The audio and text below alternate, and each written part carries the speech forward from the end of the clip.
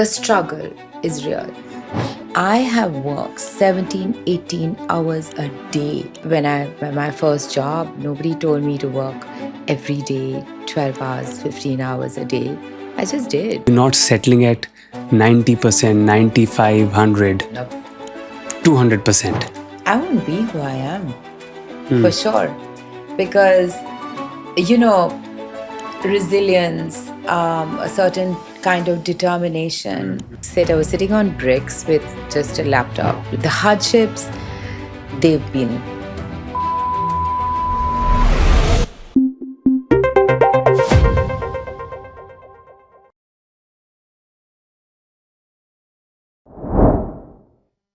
Welcome to Beyond Billables, Kalyani. It's a pleasure to have you. Thank you so much, Rohan. You've been at the front seat of building a beautiful brand called Christian Dior. Before I get into how you went into this, why building a luxury brand like this was something that you were interested in? I didn't really build it. I was responsible for, possibly in a way, there was this exodus of international brands which came into India way back in 2006, such a long time ago now, now to think back, on 20 years ago. Wow. When I basically got the job with Christian Dior, I was already doing so much, which also included international business and the business of fashion, because I was exporting fashion accessories. So I knew the whole process. My build up to having gotten this job with Christian Dior was my past experience. I started off with Oberoi Hotels. I was very fortunate to be under the tutelage almost of Mr. Oberoi, because I learned so much from him. Yes. And he interviewed me for the job. I learned about true luxury from Mr. Oberoi. I learned about never to compromise on quality. And first time I walked in for an interview, I was shaking like a summer leaf. Honestly, I was all of 21 and a half years old. First job, that too with getting interviewed by Mr. Oberoi himself, it was very, very daunting. And he was on the phone basically saying, please tear the suite down because it's not salmon, it's pink. I got the job, cutting a long story short, and my very interesting conversation with him at the interview. Can we zoom in there a bit more? Yes, I actually What did you pick up in that conversation? I was actually so nervous. I was looking at his beautiful velvet moccasin shoes with P.R.S. on it. It was quite funny. I was always a victim of fashion and loved fashion. So I was like, oh my God, that is so cool. And he was very fond of me actually, because I was very young, and I think we had a very young team at that time, sales and marketing. And I was thrown into this corporate world at such a young age. And to go back to the fact that I got the job, one of the first things I did was Oberoi Grand. I'm from Kolkata. That's where I grew up. I went to see the suite, which was not salmon, and he thought it was pink. Pink. It wasn't pink, but it definitely wasn't salmon either. And he didn't think a corporate person, would want to kind of stay in a pink suite, where it wasn't pink. But yes, it wasn't salmon either. And that was the day I seeped in this very important lesson that you never compromise on quality, and he set the standards so high within me, actually.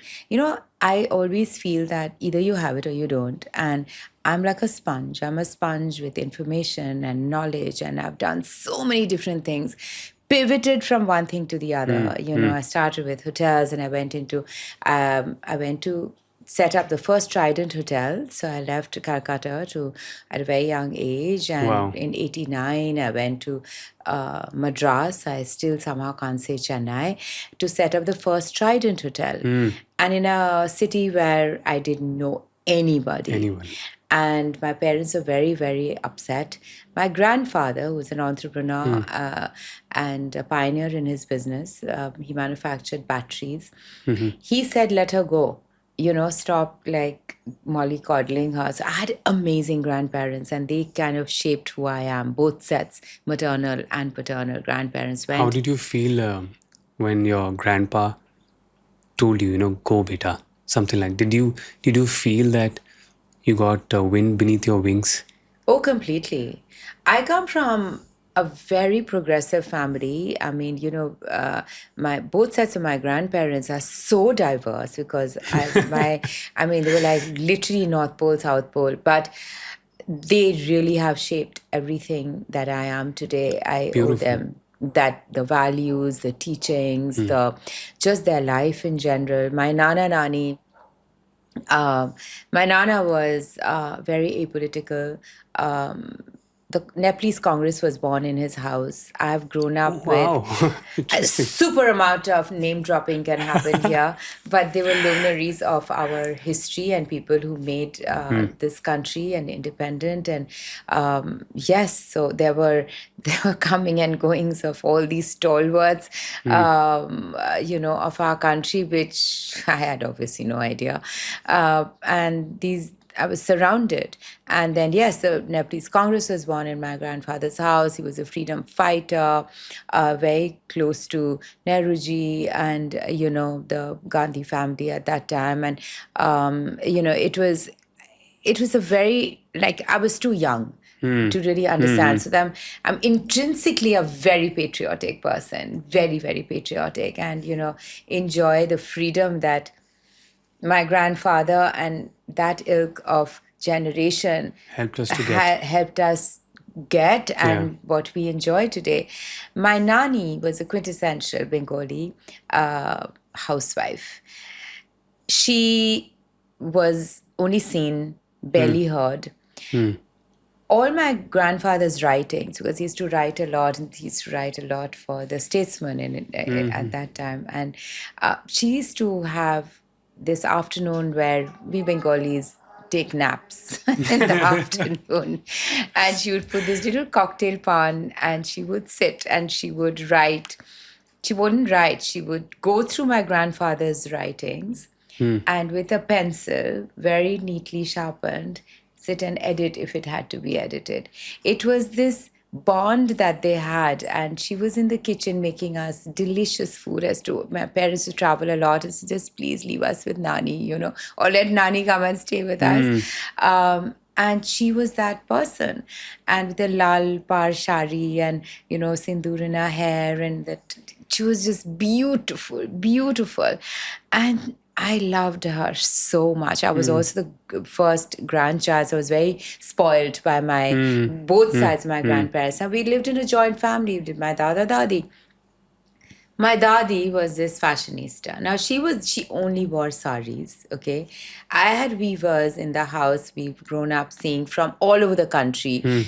From the south, from Benares, bringing her all these saris and carpets, and people used to come actually home those days, and she used to travel a lot with my grandfather. So they used to go to Europe and they used to go to Japan a lot because they had this, I think, business collaboration, whatever. Anyway, and my grandmother used to shop for me.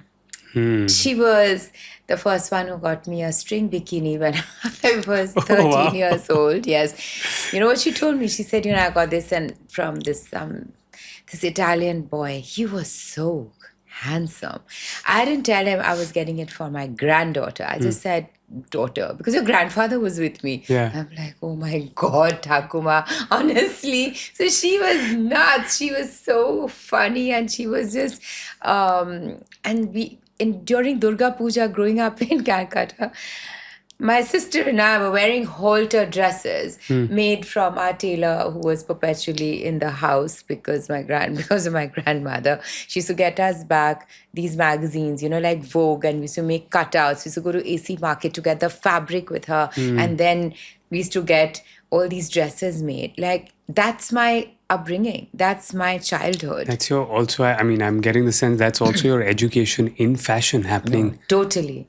My grandmother, my great grandmother, I remember, she used to say, why, I was into sports. I was just a tomboy. I was what you see. I was like literally a tomboy, and I had short hair, and I was into You sports, should get a and hand on some of those pictures of yours. yeah, thank God social media didn't exist. I was a gawky teenager. It was awful. I was very conscious of the way I looked, actually. Yeah, I hated the way I looked. It's strange, but I was very complexed in so many ways. The amount of insecurities I've had, still do. It was really strange because I grew up with very beautiful friends. Ah, Beautiful friends. My next door neighbor, she used to crawl into my house when she was 6 months old. She's 6 months older, Ramona. And she had green eyes, and she was just the most stunning human being I had ever laid my eyes on. So I'm just like, those are the kind of people. I mean, my friend, I just had beautiful friends always. And I was this gawky, skinny teenager. And so I just focused on, not being like wearing dresses. So I was wearing jeans and t-shirts and, that kind. So I always like this little rebel in me. And then, of course, I discovered boys later. And then so when did that switch happen for you? When I discovered boys. No, not when it discovered boys. I know that's a switch which happens in both genders, but when did that switch happen for you, when from a tomboyish to this elegant person that I see today? When did that journey start for you? I think, elegance is something that I think I've been brought up. It's your upbringing.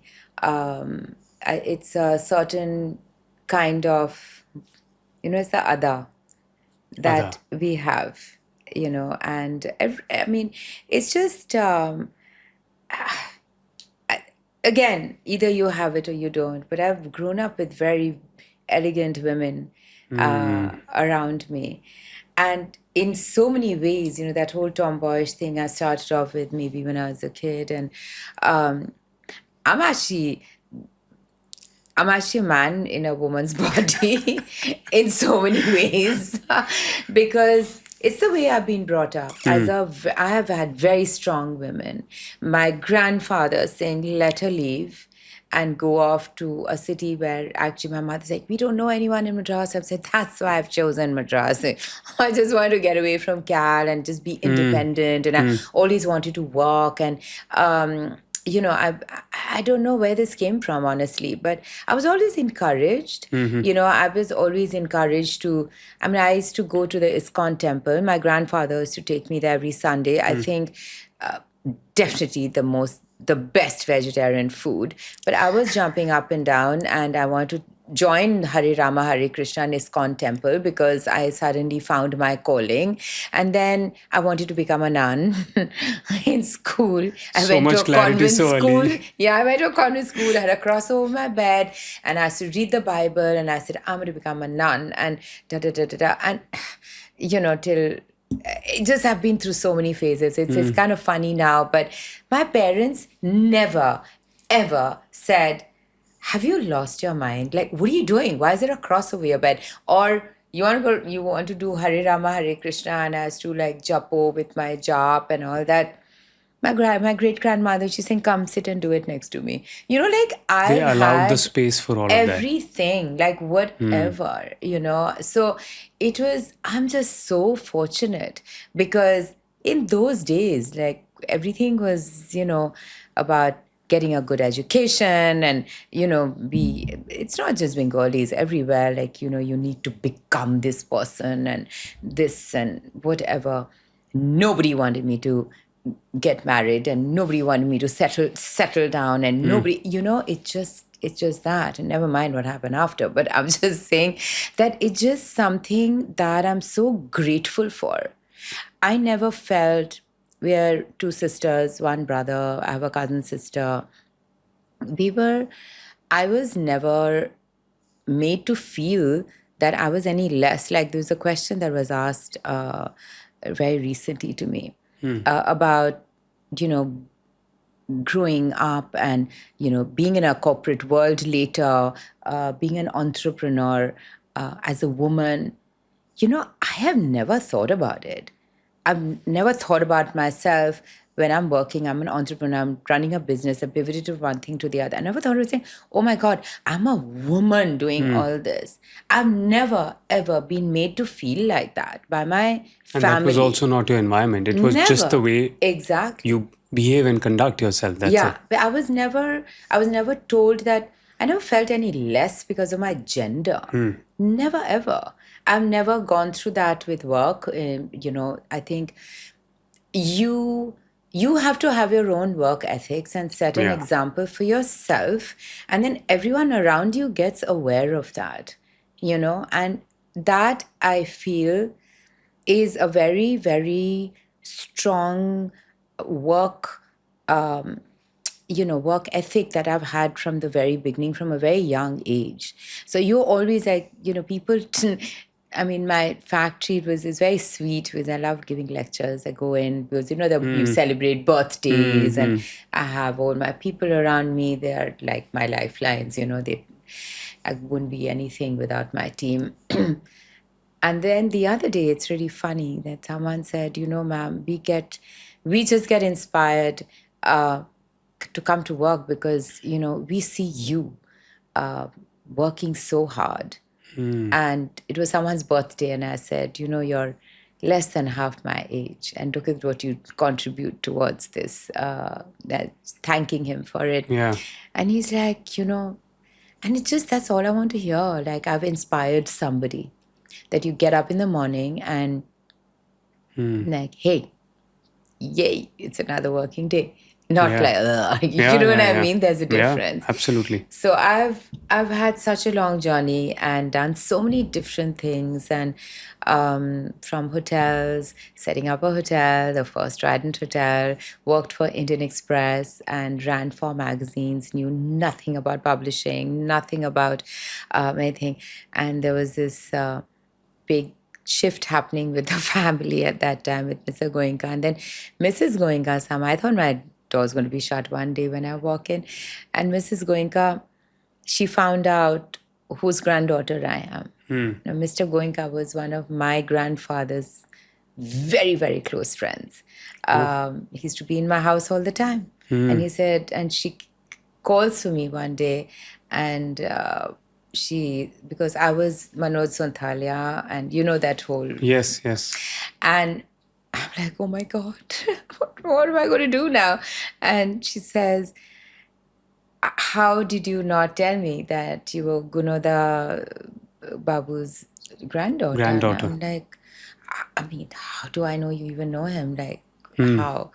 And then she's a very, very nice lady. We used to always meet at the, you know, when she was getting out of her car and I was getting out of my car. And I was going this way and she was going that way. So it was a very, very, that was a huge learning about publishing. For example, luxury, hospitality, but also luxury clientele, what they want, what you need to deliver. Then magazines. Then I went into export. I'm just cutting it short. I got into art. No, I want to get into the meat of the details. Then I went into art because I started selling art. So I'll tell you about it.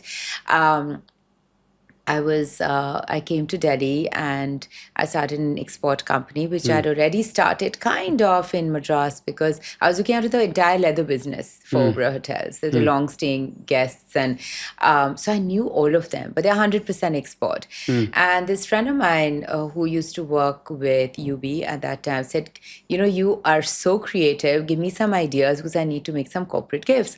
So I said, okay. So basically, I started off making these corporate gifts, and I went to a couple of they'd all become friends. You see, I was so young. And there's this whole bichari thing worked for me very well, which I didn't know, which I hate that. I would have hated it.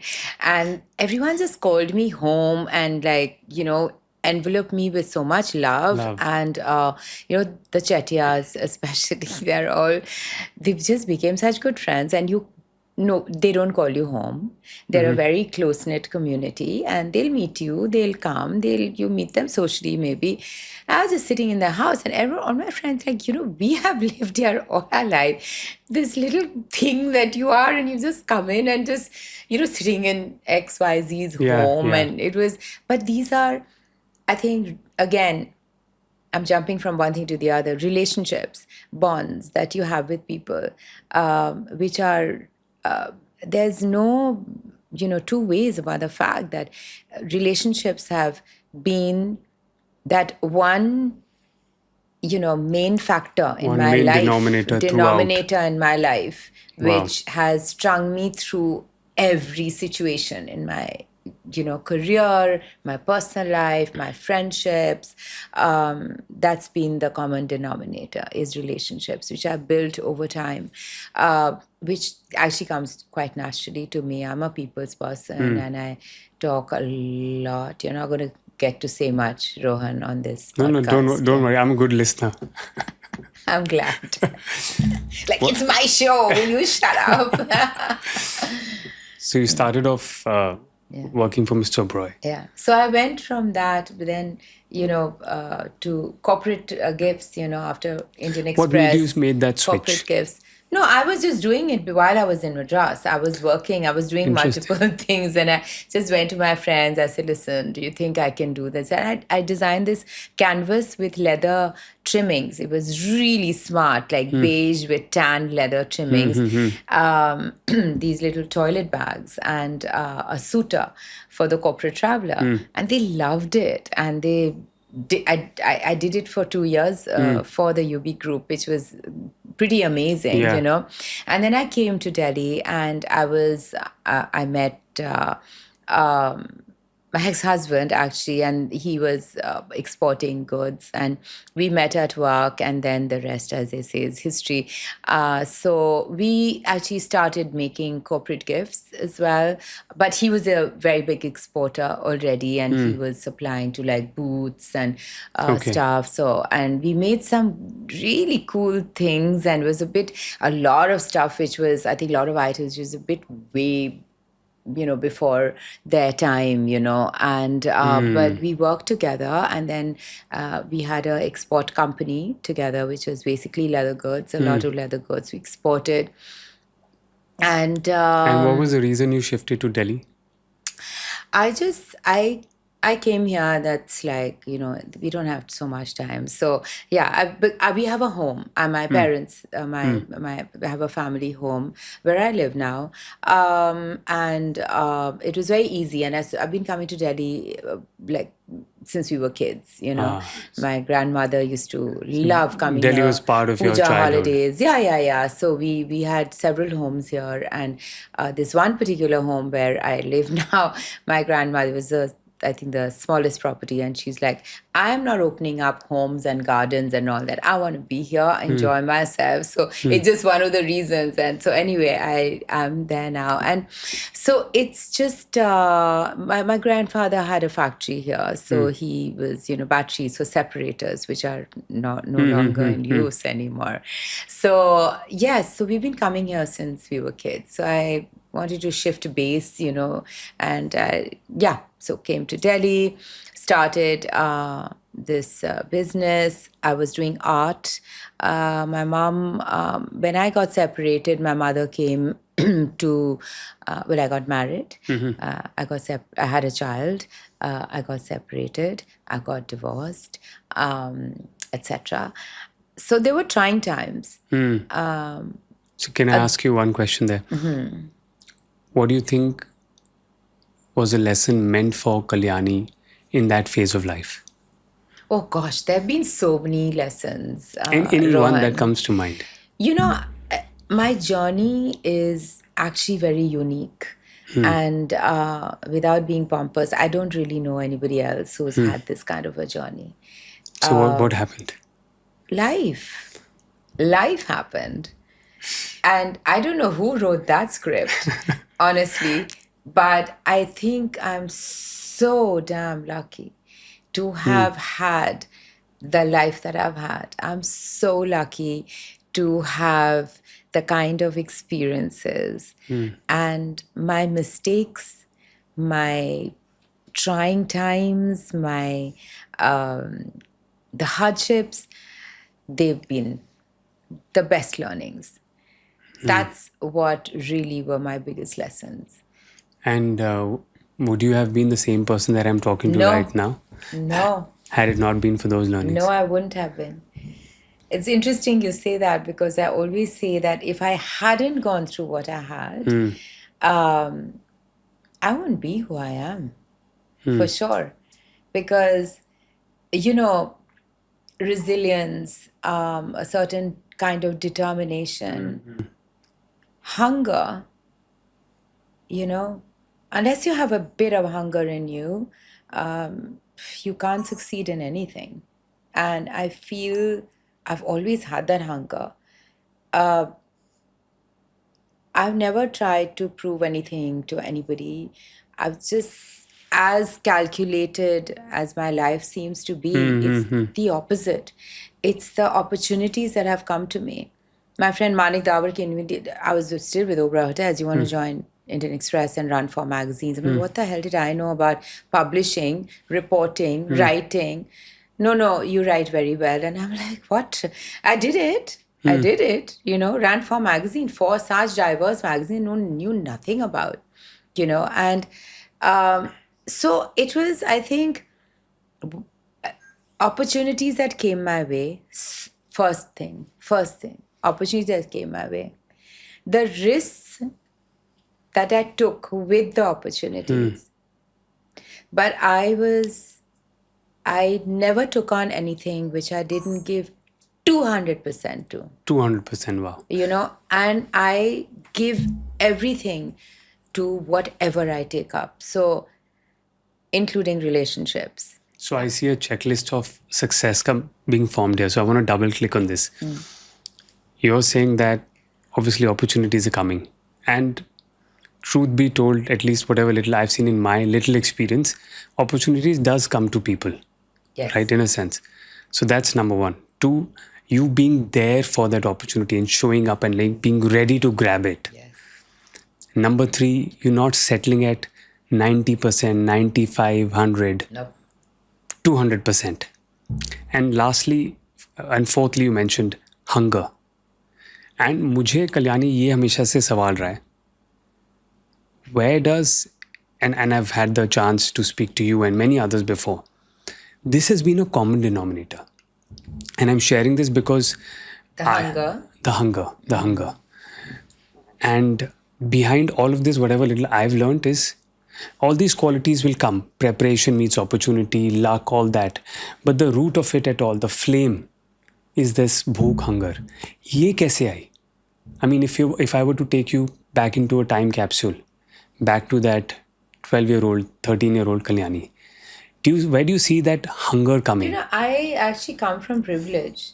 I didn't have that kind of hunger that I had to earn money and do that. But the drive, let's replace the word with drive. I think, came again from the upbringing I've had. We were not given any pocket money. Okay? Same as me.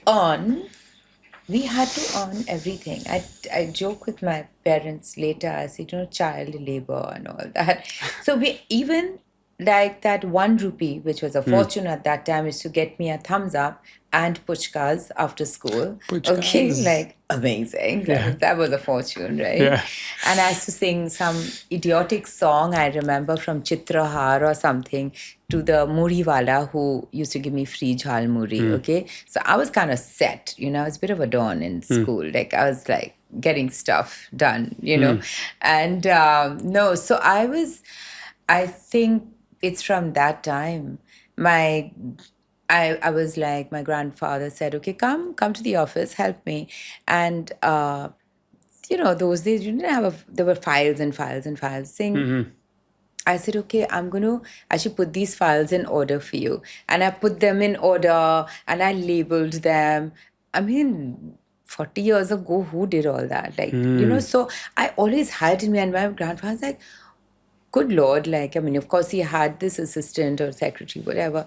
And I still remember how happy he was. I'm like, thank you, baby. It's got to be, thank you, baby. You really organized my life. And I'm like, yeah, it's your job. But anyway, you're getting paid more than me. But I don't know, grandfather. I said, come on, I deserve something. Saying, of course you do. So he used to just take us to buy chocolates. Oh my God, I was such a chocoholic. But there were rewards for good grades. There were rewards if you did well in school or etc. etc. I can't say I was a brilliant student. I wasn't. I love sports. But we had to earn everything. Nothing just came to us. My only person who spoiled me, honestly, and spoiled is not what you spoil kids with today. Spoiling was a very different thing, those days. It was more affection. Spoiling is like a little something. Pampering, not like spoiling. You get a box of chocolates or something, or you... the simple pleasures in life. And my grandmother really spoiled me, though. She was like, I was the ultimate for her. She didn't care. She just spoiled me so much. That's my dadi. But, so I just feel that the more it is a hunger that came much later in my life. And I'll tell you, I always had a purpose and I'm very competitive. So I wasn't competing with a friend or whatever. So I'm telling you, I wasn't such an amazing student, So I should have, and I was competing clever. with yourself. I was clever. I should have got 100 on 100. But I should have had. And my mother used to always tell me, without studying, you have got these grades. What will it take for you to study and get an A+ or whatever? I'm like, oh my God. And I'm like, yeah, I will. But no, I was running off to Calcutta Club to play tennis or to swim or to do this or to do that or to play basketball and blah, blah, blah, whatever. But I was a very naughty child, So I used to climb trees and sit there just to see the hangama that is in my house, because nobody could find me because I'm sitting on top of a tree, inside a tree. It sounds bizarre, but this is what I used to do. Like I was a really, crazy person. And then I used to come and my mother's gone hysterical, like where is she? You see, but anyway, many stories. But I was, I think, very purposeful of when I took on something, and I think that was more it. I became, that hunger built much later. I think that hunger built when I had Tahira, my daughter. Wow, that's a beautiful name. I got divorced. Yeah, it means pure. Pure. Tahira Tara, so pure star. So Tahira is, of course, pure. Tara is Ma, Tara, Durga, and star also. So that's her name, Tahira Tara. And she really is my best project and the only perfect thing I've done in my life. I'm so proud of her. So when she was born, we went through, the separation, got divorced, and it was a very, very hard time for me. Now, this wasn't, I was, my marriage was, there was no acceptance from my in-laws. They just didn't accept me ever. And I tried my best. And as a woman today, I just feel nobody needs to do that, and I really tried. But anyway, it's a long story. But they just didn't like me. Shit happens, not getting into negativity, but it was very hard. And I was also working. because Vishal was kind of not really part of the family business, or I mean, comes from a very big family, very wealthy family. And so one had to earn money to sustain our family. And then when I got separated, I continued to do that, but also had a child to look after. So that kept on building on the drive, that the hunger. is my biggest motivation, my biggest inspiration. I had to give my daughter the best. I sent her, yes, to the most expensive school in England. But she's my only investment. I have zero regrets about that. And by that time, I'd got my job at Dior. So I was seeing her every 3-4 weeks. Lot was said when I sent her to boarding school in England, like, oh, how could she, blah, blah, blah. Vishal moved there, so it was very nice because adjustment was very easy for her. But I was paying the bills. But I also had a job where I could afford to pay those bills. So, God, I'm a huge believer in the universe.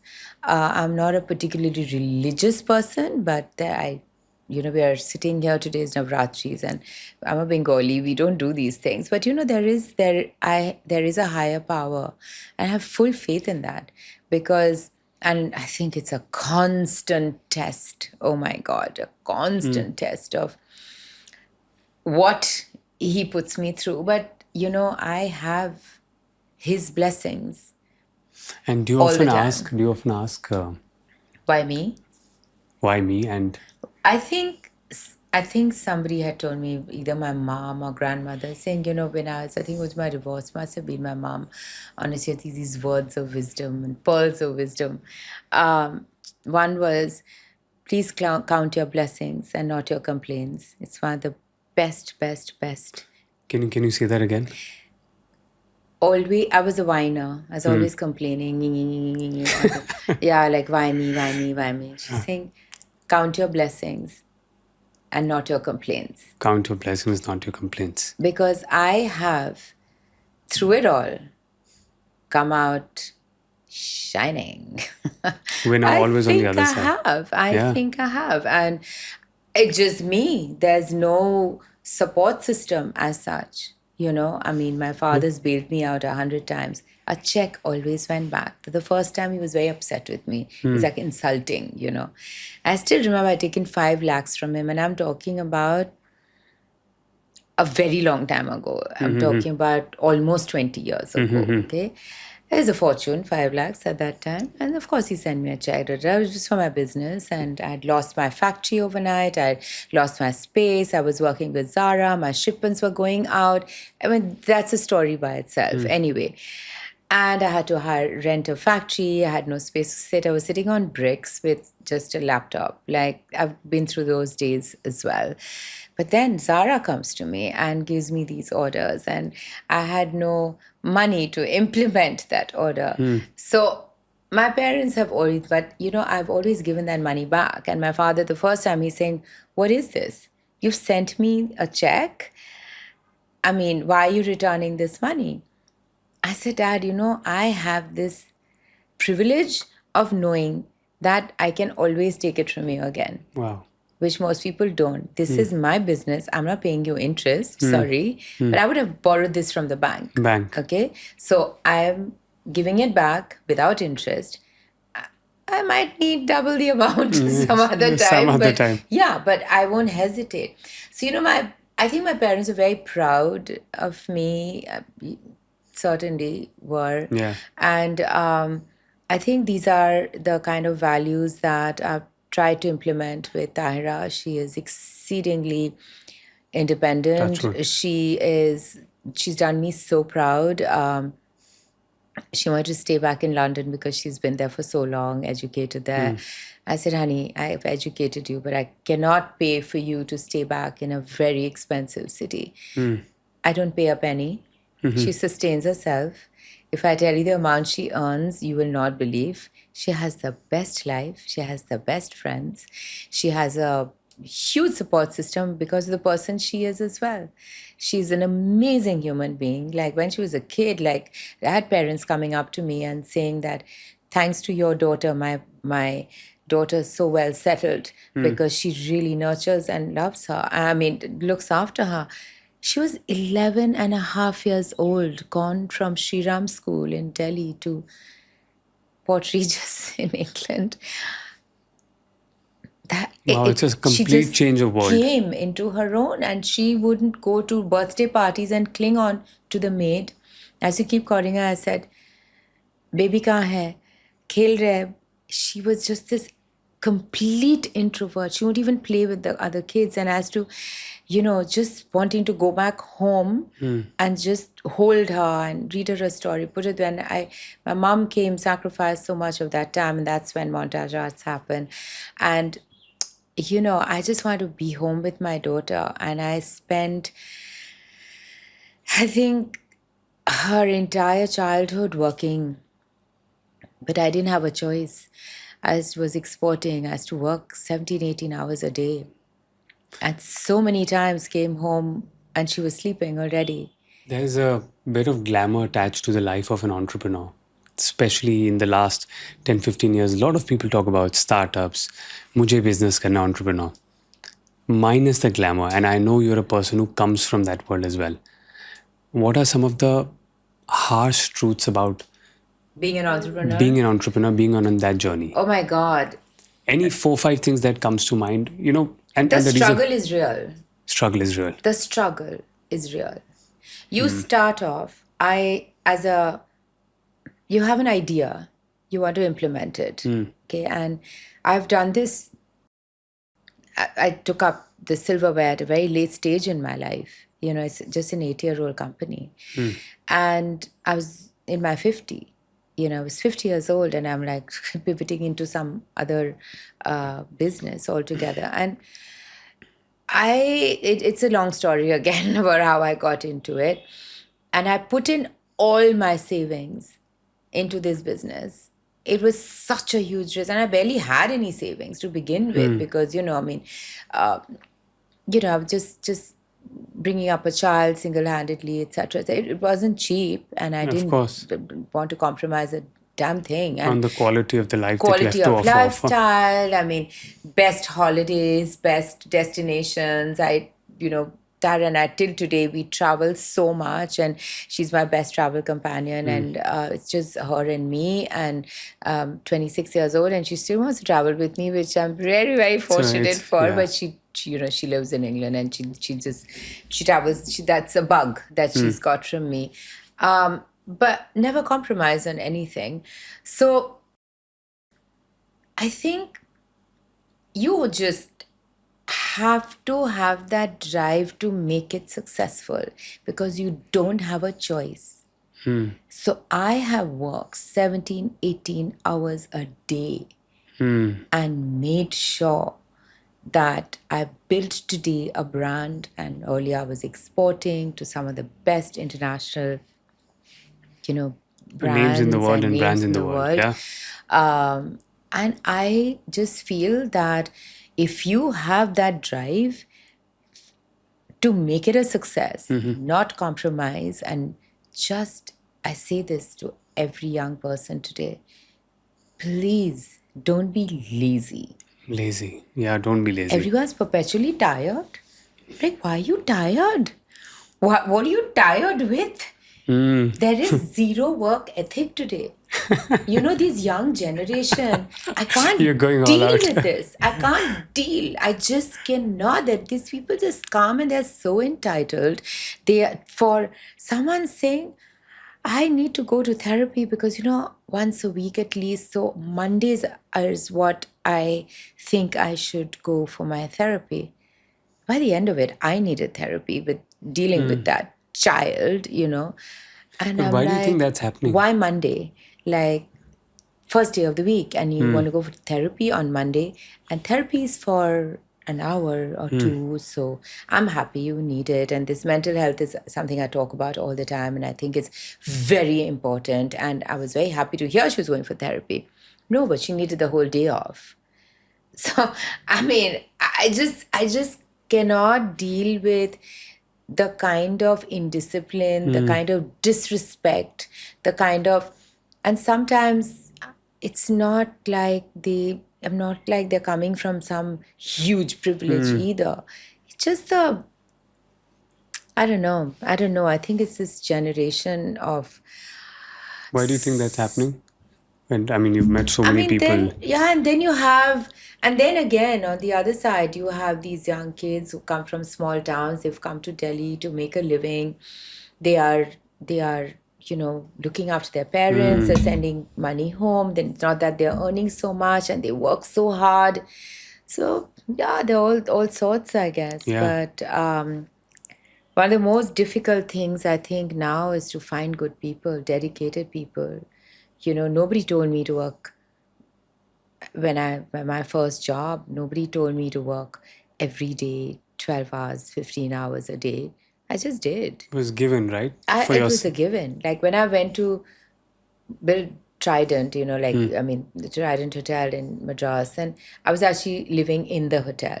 So it became a 24-hour job, Yeah. But I was in sales and marketing, so I wasn't even in operations.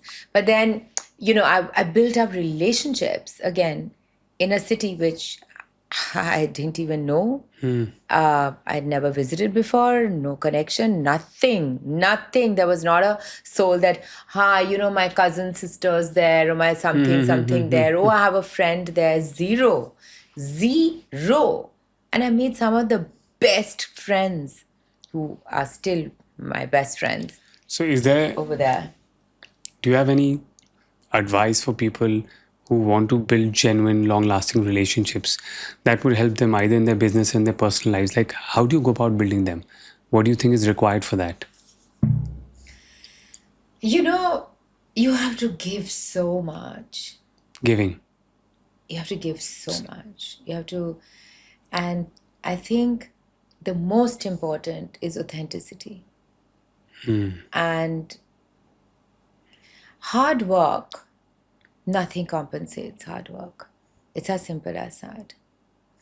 You have to genuinely put your heart and soul into what you're doing. You can't be half-baked. And I tell young people now that, okay, you have an idea, you want to do something. It's all right to experiment when you are young. You can go from one thing to the other. I'm not the typical example of anything, actually.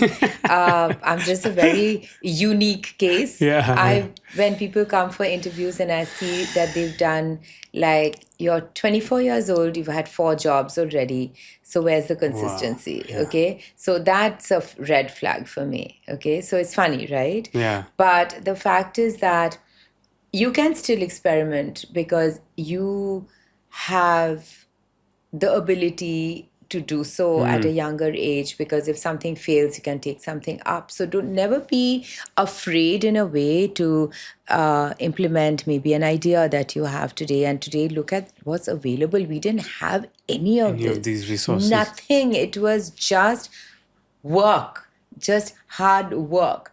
Whether Indian Express for a magazine, we used to research every word that you wrote today. I mean, let's not talk about journalism. I mean, that's another conversation altogether. But it was this responsibility. I was setting up a hotel chain with my entire team, of course, at that time. It had the biggest disadvantage. It was so far away from all the other hotels like Taj and ITC, etc. It was all in town.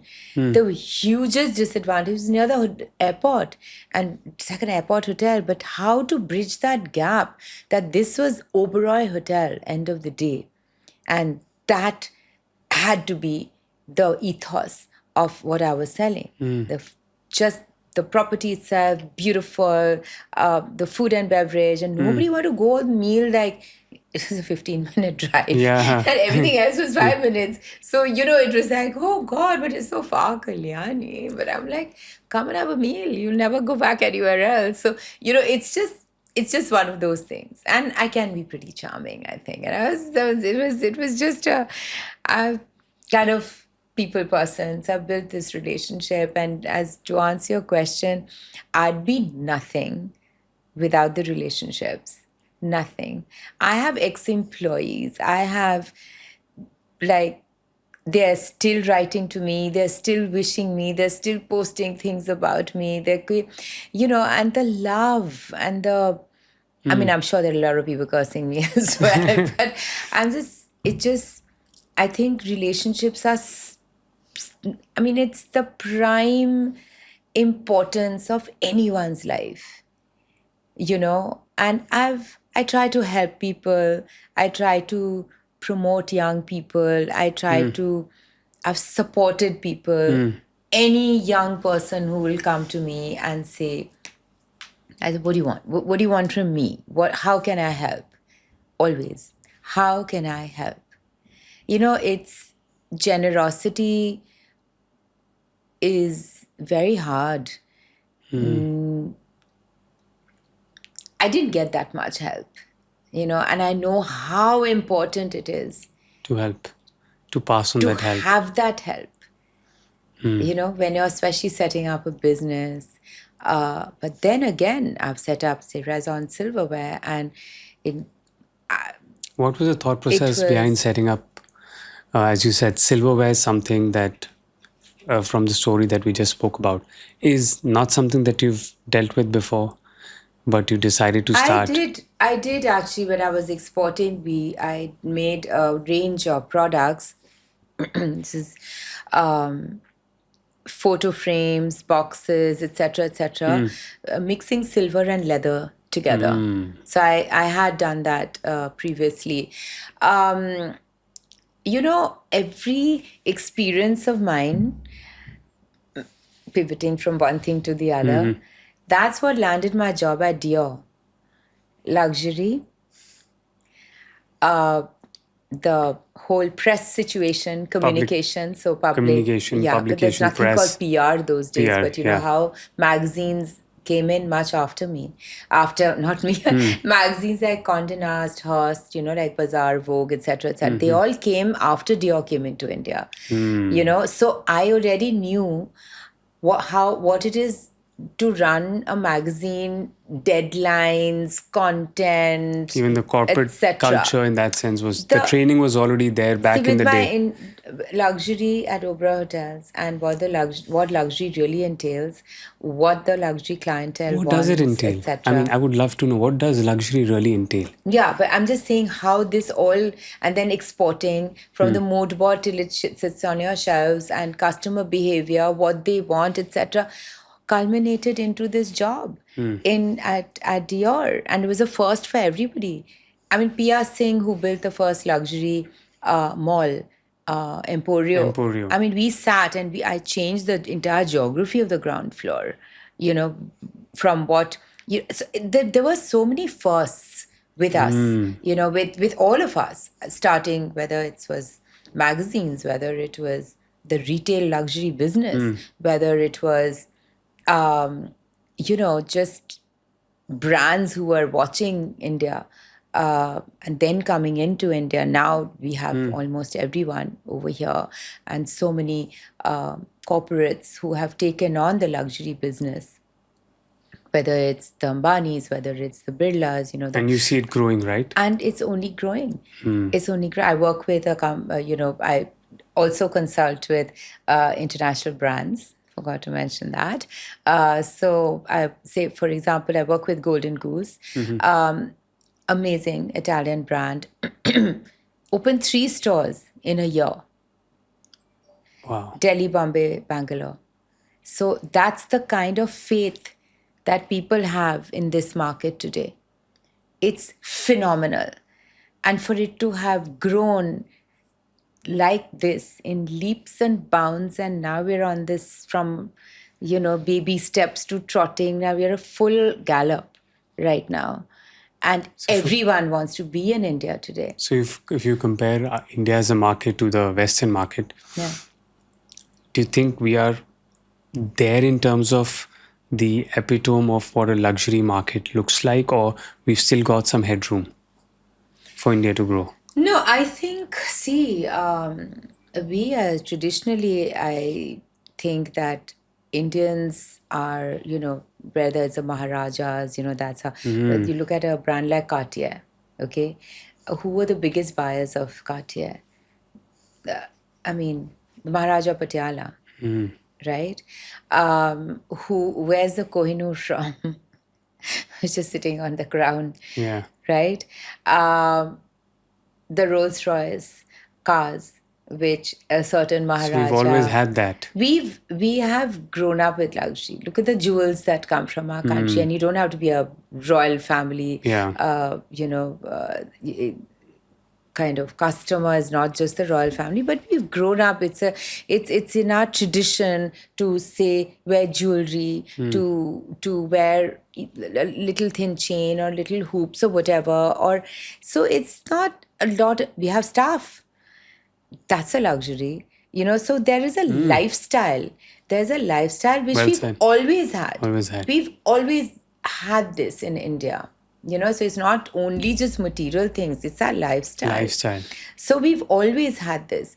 Now, talking about luxury brands coming into India, I think with much trepidation, certain brands came in. We didn't do exceedingly well, obviously, from year one. There was a lot of learning. There was,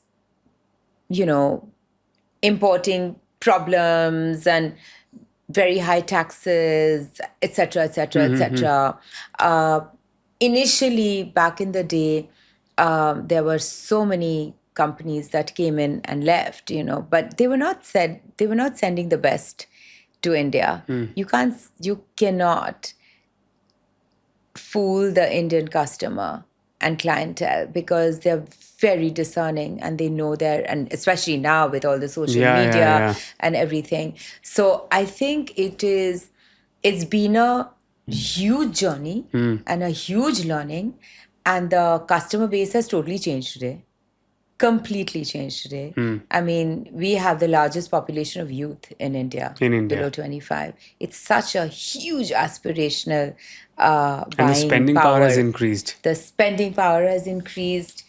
These kids today want to save up and they want to buy a pair of Chanel glasses. They want to, have a bag is expensive for most, but, the aspirational buying, that entry point level of whether it's makeup, whether it's beauty products, whether it's just a pair of sunglasses maybe, etc., etc.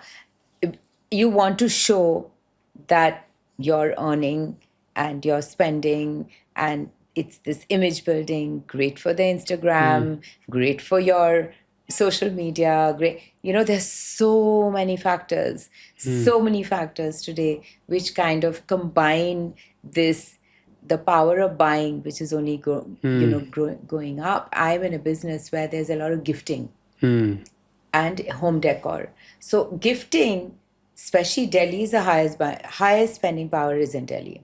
And people are very generous in Delhi. It's this Punjabi culture. Yeah, having large very hearts. large-hearted. I mean, it's staggering to see the kind of gifting that people do from my store. I mean, you're just going to someone's house and the kind of, budget that one has. No one's scrounging. And what would be an average budget if you're okay to share? Like, how would... that depends. That depends. Like I do a lot of weddings, and so then you obviously there's a budget because there are like hundreds of gifts that go to, say, for a wedding, for example, or corporate gifting. So there is everyone has a budget. It just depends. But I think in general, compared, let's say, to Delhi to Bombay, what would be an average budget side for, let's say, a Delhi person versus a... Or Delhi, far higher. 20-30% higher. Much more. Much more. Delhi, they're very generous. So here's something I wanted to learn. So there are a lot of people who are founders who watch the channel as well. And luxury is a market which is very alluring. Okay. And who better to talk to than you about this? So I just want you to imagine if this is a average looking vase. It's an average looking vase, right? If you had to add luxury to this, make it into a luxurious product, how would you approach this? I just want to get into your mind as to what would it take to make this into a world-class luxury product? You know what is really important, I feel, to know luxury, to know what it entails. Either you're a consumer, okay, or today there's enough that you can study. It's all online. It's in a click of a button. You can just go to chat GPT and ask a question and they'll give you the entire explanation of how to. The how to is not as difficult as actually doing it. To actually implement it. Now, luxury, it has so many connotations today of what luxury is. Ask me what my biggest luxury is. What is your biggest It's luxury? time. It's I time. don't have it. So, time with my daughter. She's so far away. But yes, it's the environment that we live in. It's the way we dress. It's the way our homes are. The way, like you have that lovely painting on your wall that I can see. So it's indulgences. See, luxury. There's a need. There's a want. There's indulgence. There's indulgence. You So know? when we talk about luxury, it's the third bit. It just depends because Delhi has a lot of expendable cash. Not cash, gosh, but whatever, people. Surplus. There's surplus. There's surplus. There is surplus. There is, in every market, everywhere in the world, honestly. So it just depends on what your needs are. Like in Bangalore, my friends who are seriously wealthy work so hard and made their money self-made. I have shoes, I have clothes, they have homes, they have properties, they have bank balance. So that's the difference. So it depends on, they'll never understand. Like my friend of mine came, she just looked at my shoe cover. She's like, are you serious? Have you worn all these shoes? You wear them regularly? I'm like, no. I don't know. You collect properties, I collect shoes. Wow, what's good. Not that it's the same, price tag, but I think it's priorities. Someone who, like, I now have learned how to save a little bit of money. And all this time I was like, everything was about Tahira. Like, I have to give her this. She has enough. What I have is hers in any case. And Anyway. I've worked very hard to, I've earned it. This is another thing, the crazy love that I've had, Rohan, personally. What we talked about earlier about not winning an argument. About, Yeah, my father used to say that if you were not this, what would you be? Yeah, like he used to say, either you're going to be a politician or a lawyer. A lawyer. Yeah, because no one can win an argument, right? And then I said that if you wanna never lose an argument, then you better become a judge. Yeah, but I'm the one who's judged. Yeah. So I think you have to earn your respect. You can't. This is the one thing you can't demand. Is the one thing that you can't command. You have to earn that respect. And this insane, crazy life that I've had, there has to be that little bit of respect for what I've achieved. And it's not like I'm like this billionaire. I'll get there soon. But, that I have worked very hard and I have shown results.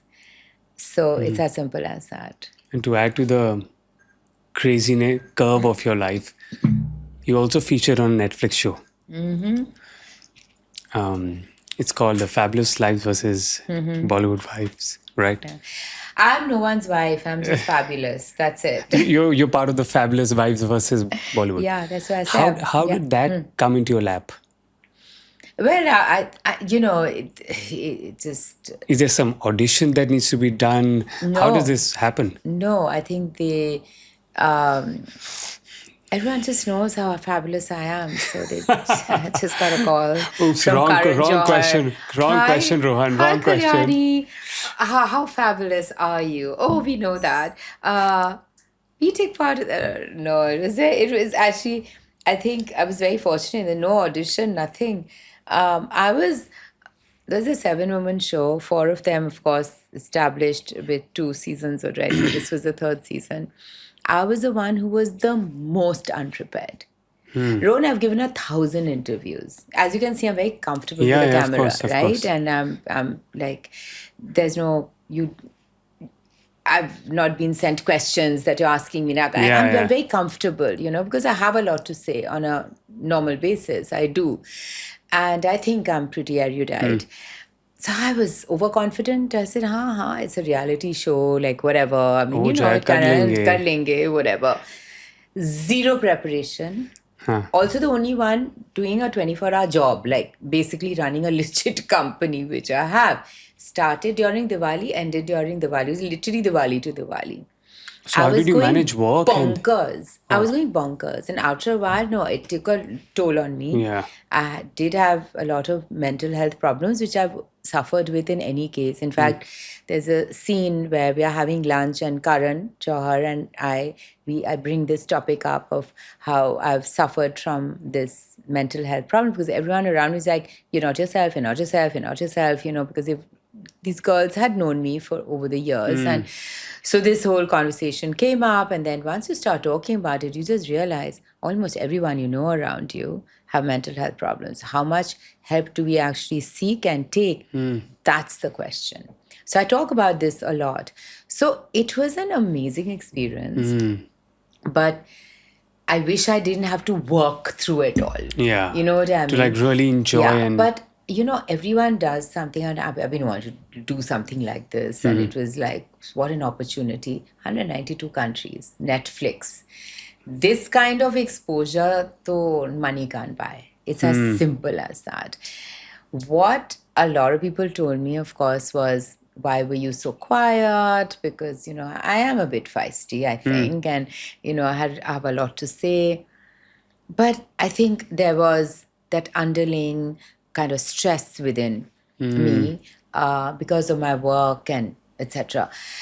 So it was an experience of a lifetime. It's in the archives for life. I mean, you can put on Netflix after 100 years, it'll still be there. What was your favorite moment?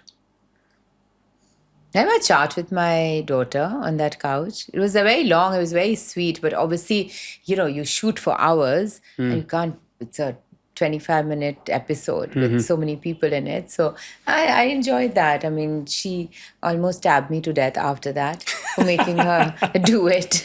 That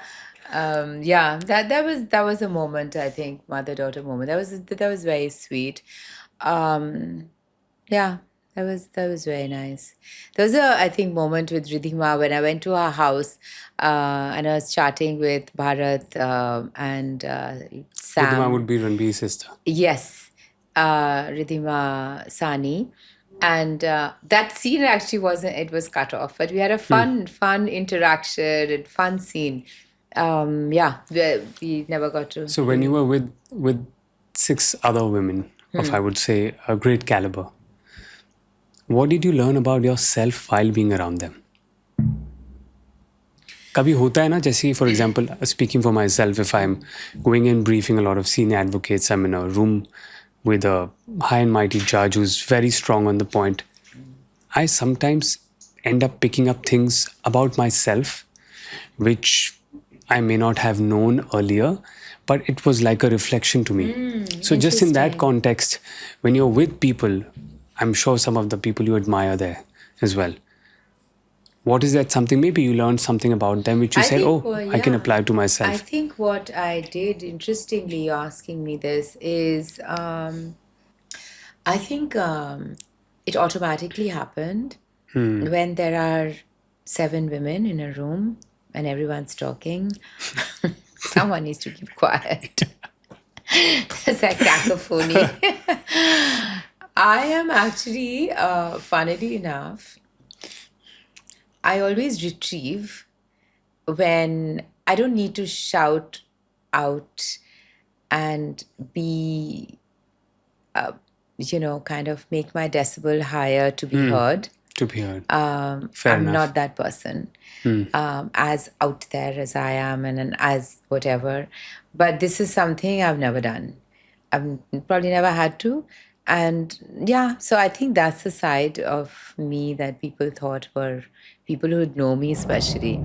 But Rohan, authenticity. I was myself throughout. throughout. There was nothing I said I can't live up to. There was nothing I claimed that I is not the truth. And you know what? That has paid off so well for me because after a year, people come back and people who don't even know me, people maybe, I'm on a lot of podcasts or I speak or whatever, and they see me working and I do so much bug on my Rezon screen. They're saying, this is you. People who don't even know me. People have come up to me at airports or, you do get recognized every now and then. And I just think that that authenticity was what really paid off. I just myself. So they say, at least I've heard, and I'm yet to experience this, that fame either brings out who you really are, or it multiplies that aspect of you which you've always been hiding. Is that something that you've experienced after the Netflix series? Ron, I've been there, done that for so long on an international platform. I've been on red carpets internationally. I've given interviews in magazines internationally. I've been on business lists internationally. I'm on the BOF 500 most influential people in the world of fashion. One of the first Indians who were on that list way back in 2016 or 17, yeah. So, I mean, I've given 1,000 interviews. I've been featured in magazines, newspapers, been on every style list, every entrepreneur, interviews. I've done so much. I was kind of a known person already. It's not like people have to sit and Google me like, who the hell Absolutely. is she? But maybe a lot of people obviously don't Yeah. know me, obviously. But I'm just saying that on a larger scale of things, and I was working with Bollywood very, very closely. That's how I know, like Karan, for example, because, I was, during my Dior days, all these actresses, all these, like I've done covers with all of them. I've dressed them for red carpets, with Dior. And so my association with Bollywood started way Way back, back. way back. So, and I'm a familiar face, at least in that circle. Of course. I mean, the all four girls I knew very well for very many years. We may not be best friends, but we know each other Yeah. fairly well. Fairly well. And yeah, so everyone, it was a comfortable kind of situation to kind of get into, but it's like everything else. It's not it, it's not as easy as it seems. Yeah. It's a difficult business. I mean, it is entertainment after all, and you have to shoot for many, many, many, many hours. Oh, to it's not easy. Get 100%. a clip of a conversation for maybe 3 minutes. And Because which that's- people can very easily, just scroll away. Yeah. And then you're just fast forwarding. Fast forwarding. Yeah. So I think, yeah. So I feel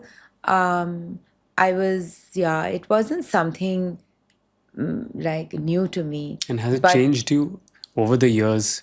If I talk about the two main important things, जैसे हमारे Hindu culture में भी बोलते हैं, fame and money या शोहरत and wealth. Has it changed you in a good way? Why I'm asking is because Listen, काफी it people. really helped my work. Yeah. It really helped my work. I mean, there is a lady who walked in, I remember last Diwali, right after the show came out, okay? And she said, I said, hi, how are you? It's always nice to see clients in the store, And she walks in, I said, I'm Kalyani. She's saying, yes, I know who you are. Now, see, this sentence, yes, I know who you are, is not something I had not heard before. I've heard that 100 times before. So because of my Instagram and apparently it's very entertaining and I have followers and women followers are maximum. my age group is between 18 and 24 demographic. Can you imagine? Like, that's shocking, right? Because of this whole fashion and all that. Anyway, so I said, oh, okay. And she's saying, then she looked around. I said, come, have a look. She came back to me. She's saying, actually, my husband watched you on the show. I'm like, oh, okay. Wow. Saying and said, Diwali's coming. This looks like a really interesting brand that we haven't heard of, and she's coming from Gurgaon. They've sat in traffic for 2.5 hours. I'm so glad I came because it's lovely meeting you, but your product is amazing. She bought all her Diwali gifts from me and keeps coming back. I mean, my customers are very loyal that way. You can go nowhere else once you come to Rezon. And before she left, I said, her name was Nidhi. And I said, Nidhi, you said your husband watched it, but like, have you? Yeah. She said, I met you now. I'm going to watch it this weekend. I'm going to watch it. And I'm like, interesting.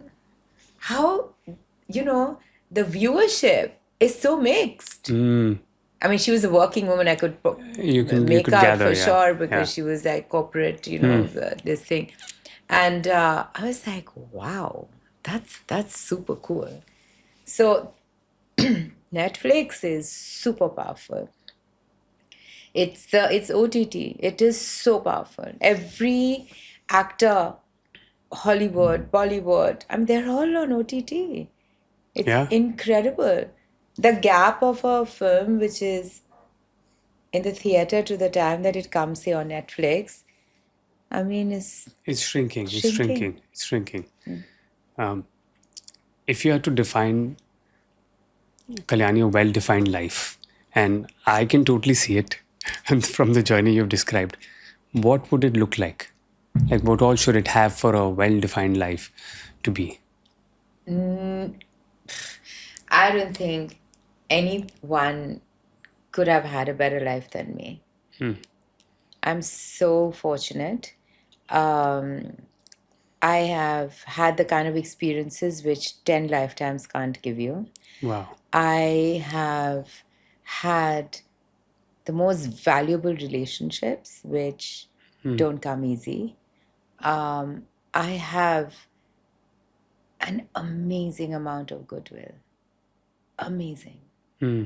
Honestly, I live alone. I don't belong to Delhi. Not the easiest place to make friends, or so they say.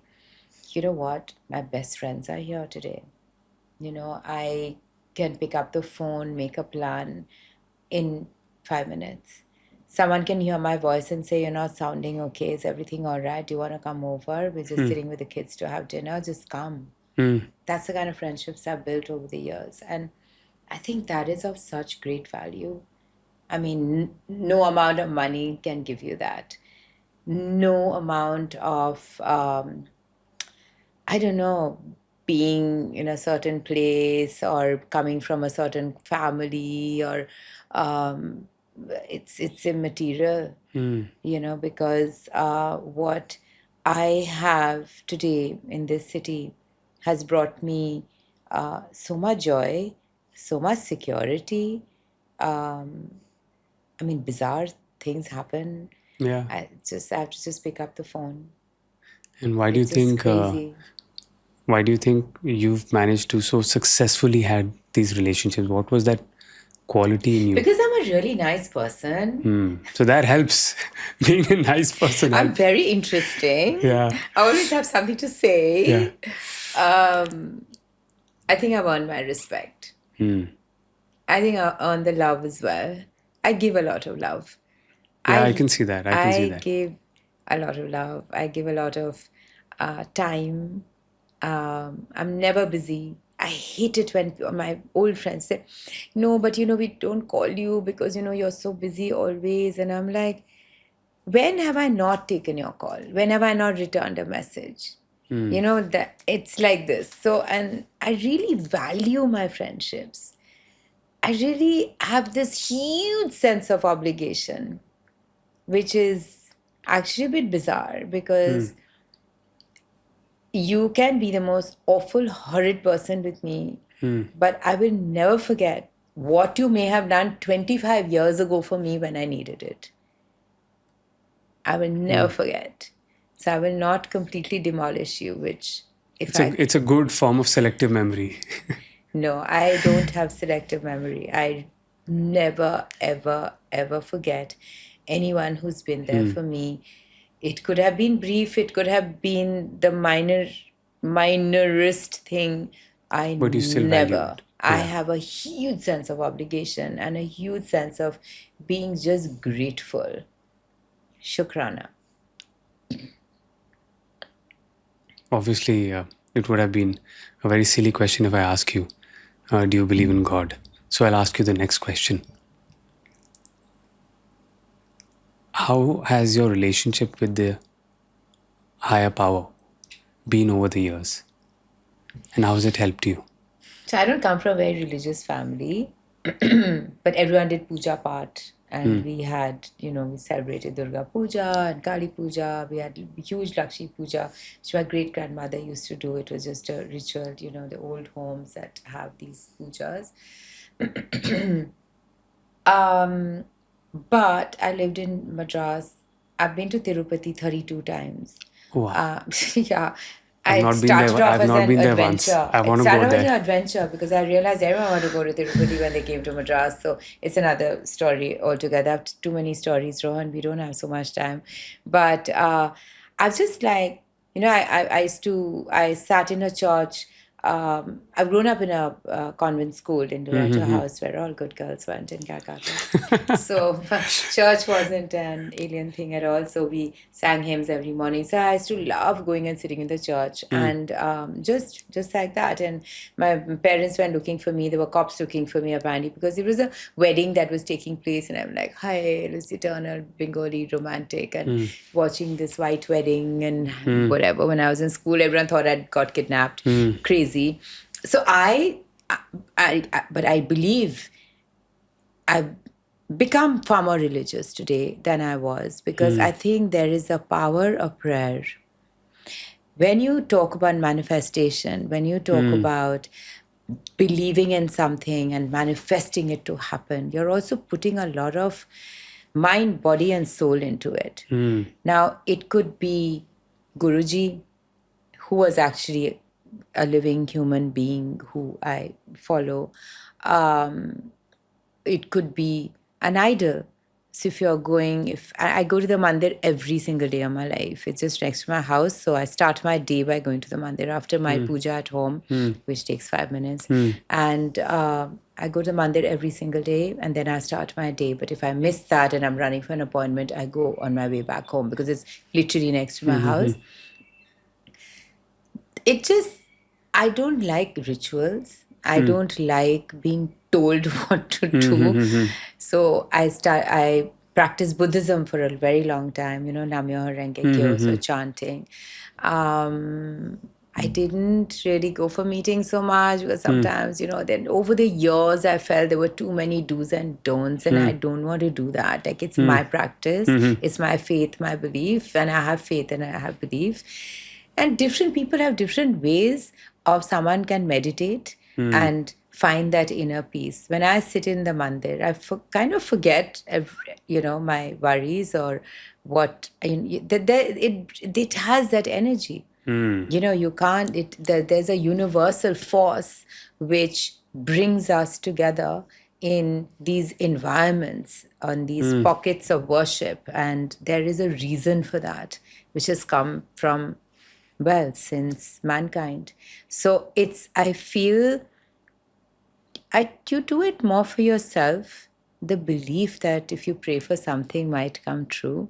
You pray for good health for your parents. You pray for your child. You pray you pass an exam because that's the only thing I prayed for most of my growing years.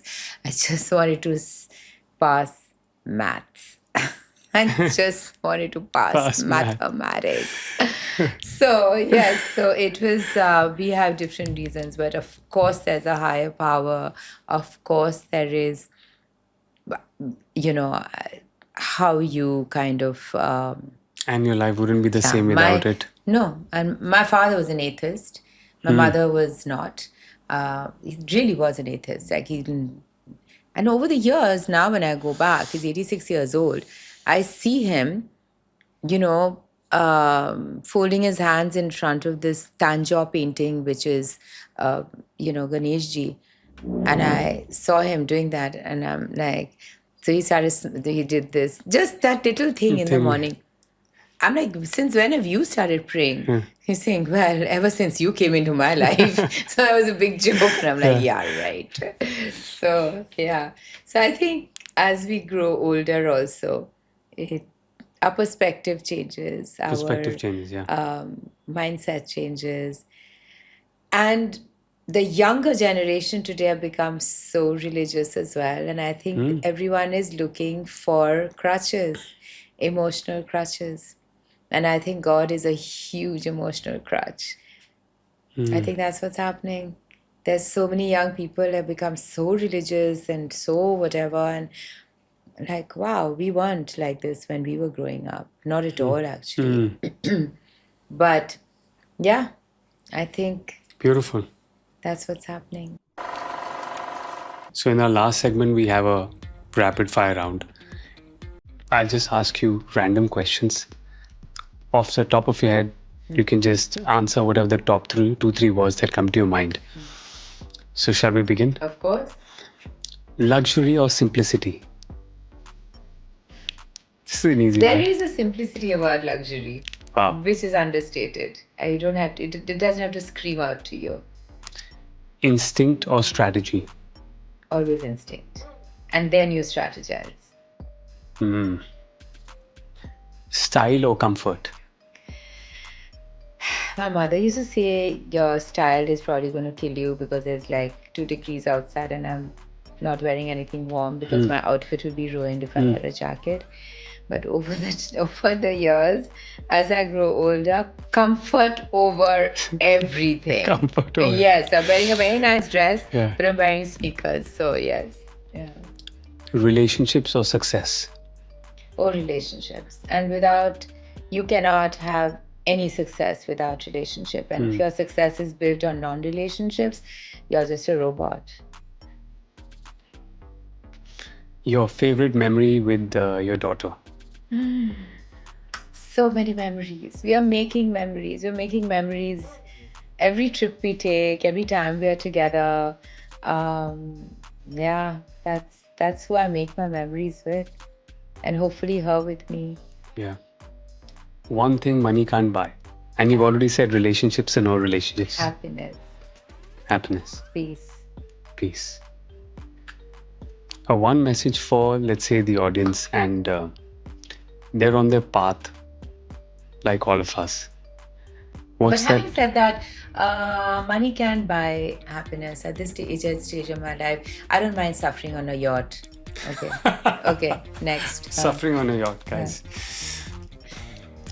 So one suggestion, I normally started by saying, one advice, but then somebody wiser person told me, nobody likes advice, or an advice has to be very personalized. So one suggestion you would want to give to the audience if they are on their path of journey, an entrepreneur journey, or a relationship journey, or a spiritual journey, what's that one thing that can anchor them well? I will say this to women all the time, but actually to men as well. Financial independence. This is definitely every woman's superpower. And I'm a big advocate of that. If you're financially independent, I think that kind of freedom, that kind of the person that you become, because you're not, there is no need for you to ask anyone for anything, or you can just especially for women, I think it's our superpower. If you're financially independent. And I cannot stress on this more.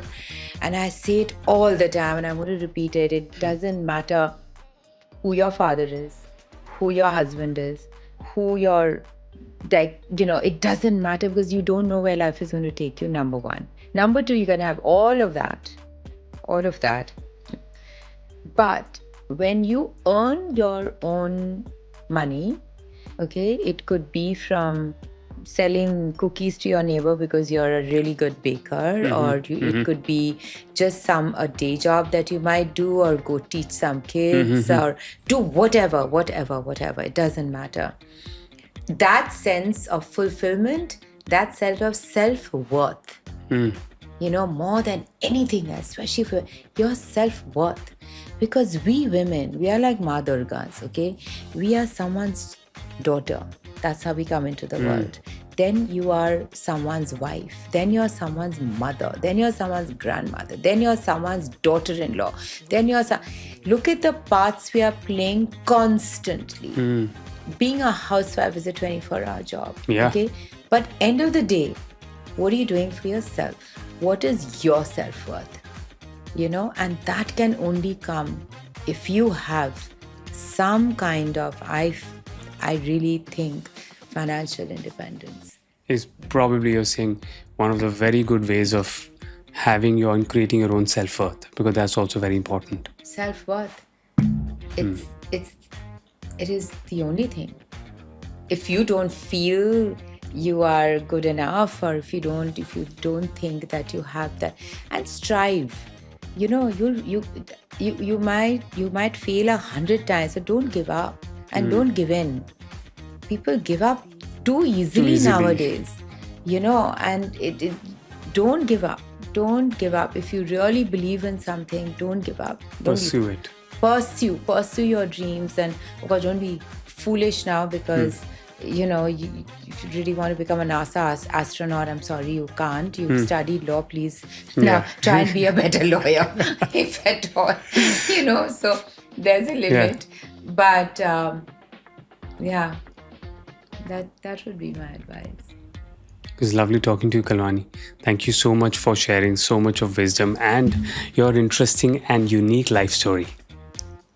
And thank you for coming over. No, Rohan, thank you for having me. It's been such a fun chat. I know this was your show. Sorry I didn't let you speak much, but I'm a better listener anyway. Thank you so much. Thank you so much.